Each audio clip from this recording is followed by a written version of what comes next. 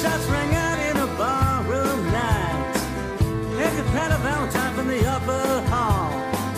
Sees a bartender lying in a pool of blood. Cries out, my God, they've killed them all. Here comes the story of the hurricane. The man the authorities came to blame for something that he never done.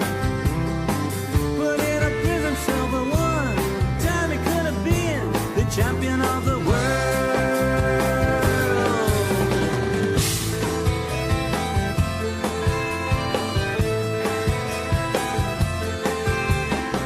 Three bodies lying there, there's Patty C. And another man named Bella moving around mysteriously. I didn't do it, he says, and he holds up his hands. I was only rubbing the register, I hope you understand. I saw him leaving, he says, and he stops. One of us had better call up the cops. And so Patty calls the cops. And they arrive on the scene with their red lights flashing in a hot New Jersey night.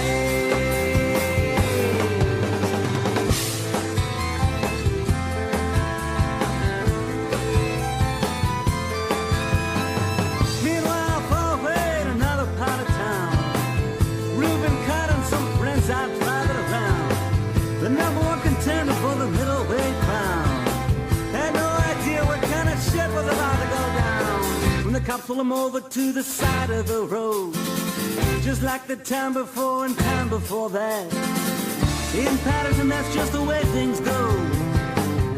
If you're black, you might as well not show up on the street unless you wanna drive ahead.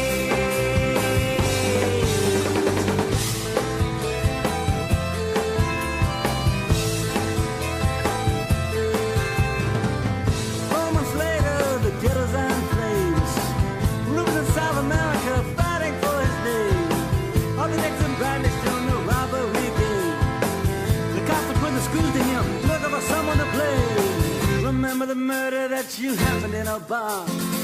Remember you said you saw the getaway car. How'd you like to play ball with the law? Think it might have been that fighter running that night.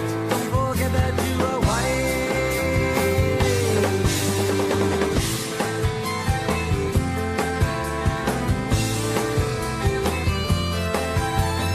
Arthur Dexter Bradley said, I'm really not sure. Said a poor boy like you could use that break. We got you with a motel job and we're talking to your friend Bello. You don't want to have to go back to jail, be a nice fellow. You'll be doing society a favor. That son of a bitch is brave and getting braver. We want to put his ass in the stir. We want to pin this triple murder on him. He ain't no gentleman jail.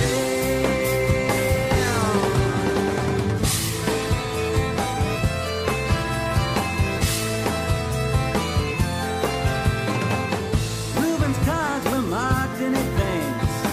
The trial was a pig circus, he never stood a chance. The judge made Reuben's witnesses drunkards from the slums. To the white folks, he was just a revolutionary bomb.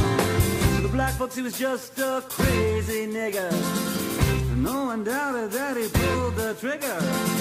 So they could not produce the gun. The DA said he was the one who did the deed, and they always jury agreed.